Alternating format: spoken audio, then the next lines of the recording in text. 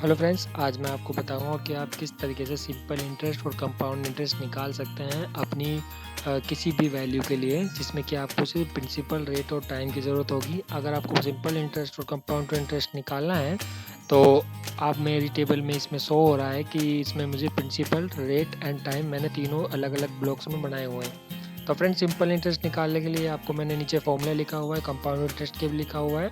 Simple interest में जैसे कि मैंने प्रिंसिपल, रेट और टाइम का मल्टीप्लिकेशन किया है।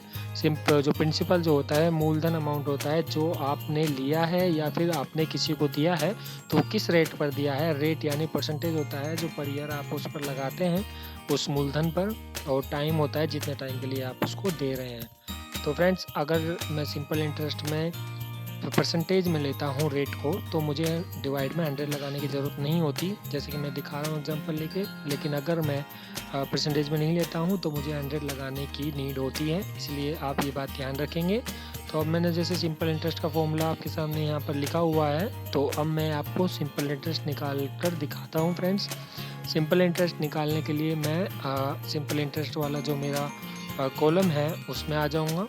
उसमें आने के बाद और मुझे क्या करना है, यहाँ पर आप सिंपल इंटरेस्ट का फॉर्मूला देखिए। तो देखिए फ्रेंड्स, अब सिंपल इंटरेस्ट निकालने के लिए मैं यहाँ पर अपना सिंपल इंटरेस्ट का फॉर्मूला लगा देता हूँ। इक्वल दबाते हैं, फिर हम कॉलम स्टार्ट कर प्रिंसिपल मल्टीप्लाई में रेट और मल्टीप्लाई में टाइम को करेंगे, और फिर डिवाइड में 100 करके हम यहाँ से सिंपल इंटरेस्ट निकाल लेंगे फ्रेंड्स। इस तरीके से हम यहाँ पर सिंपल इंटरेस्ट निकाल कर फिर उसे नीचे की तरफ स्क्रॉल करके सारी रोज के लिए हम सिंपल इंटरेस्ट का पता कर लेंगे।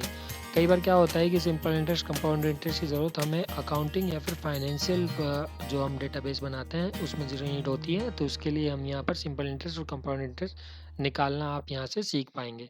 तो देखिए, जैसे मैंने सिंपल इंटरेस्ट निकाल लिया फर्स्ट रो का, तो इसी तरह मैं इसे नीचे की तरफ स्क्रॉल कर दूंगा और बाकी सारे जो मेरी वैल्यूज़ हैं, जो रोज़ है जिनमें कि प्रिंसिपल, रेट और टाइम लिखा हुआ है, उनका भी सिंपल इंटरेस्ट यहाँ से निकल जाएगा। ये बिल्कुल आसान तरीका है फ्रेंड्स। अब मैं आपको इसका अगला कंपाउंड इंटरेस्ट भी बता दूंगा। तो सिंपल इंटरेस्ट में अगर आपको कोई प्रॉब्लम हो तो आप मुझे इसकी रिलेटेड डिटेल्स कमेंट में कर दीजिएगा, मैं आपको उसका रिप्लाई कर दूंगा।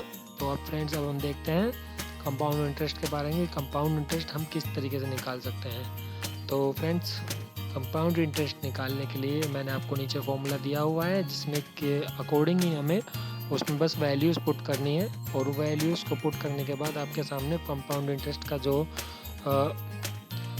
निकल के आ जाएगा। तो फ्रेंड्स, कंपाउंड इंटरेस्ट निकालने के लिए सिमिलर हम उसी तरीके से इक्वल दबाएंगे। इक्वल दबाने के बाद एक कॉलम स्टार्ट करेंगे, प्रिंसिपल को चूज़ करेंगे, जो भी प्रिंसिपल हमारा है यानी मूलधन जिस पे हम किसी अमाउंट को दे रहे हैं या ले रहे हैं। इक्वल दबाने के बाद मल्टीप्लाई करेंगे, और फिर उसके बाद नए कॉलम को स्टार्ट करेंगे, और 1 प्लस करके हम एक रेट जो हमने लिया हुआ है, जिस रेट पर दिए हैं, जिस परसेंटेज पर हमने दिया है वो मूलधन या फिर लिया है, तो डिवाइड में 100 कर देंगे रेट के। कॉलम को बंद करेंगे और पावर में हम ले लेंगे टाइम। इसके पूरे कॉलम के पावर में हमने एक टाइम ले लिया है, जो कि हमारे उसमें एक कॉलम में है 1 प्लस रेट बाय 100 का कॉलम बंद करके इसको पूरे को एक टाइम के पावर में लेना है, माइनस करेंगे प्रिंसिपल से। तो ये हमारे कंपाउंड इंटरेस्ट का फॉर्मूला है, और एंटर दबा देंगे। तो देखिए फ्रेंड्स, जो कंपाउंड इंटरेस्ट हमारे सामने निकल कर आया है वो 9157 है, जो कि फर्स्ट रो का कंपाउंड इंटरेस्ट है। तो इसी तरह के अगर मैं इसे नीचे की तरफ स्क्रॉल करूँगा तो मेरी सारे जो रोज़ हैं उनका कंपाउंड इंटरेस्ट मेरे सामने निकल कर आ जाएगा। फ्रेंड्स, इस तरीके से आप कंपाउंड इंटरेस्ट और सिंपल इंटरेस्ट दोनों निकाल सकते हैं। अगर आपको कंपाउंड इंटरेस्ट और सिंपल इंटरेस्ट का पता इन तरीके से लग जाएगा कि इसका यूज़ आप मोस्टली अपने डेटाबेस में करें, ताकि आपका जो टाइम है वो काफ़ी बच पाए, आपको कहीं कहीं फॉर्मूले ज़्यादा लगाने नहीं पड़े। डायरेक्टली आप एक रो में लगाएं और स्क्रॉल करके सारी रोज़ में फॉर्मूला लग जाएगा, जिससे कि आपका काम काफ़ी समय तक, आपका जो टाइम है काफ़ी बच जाएगा।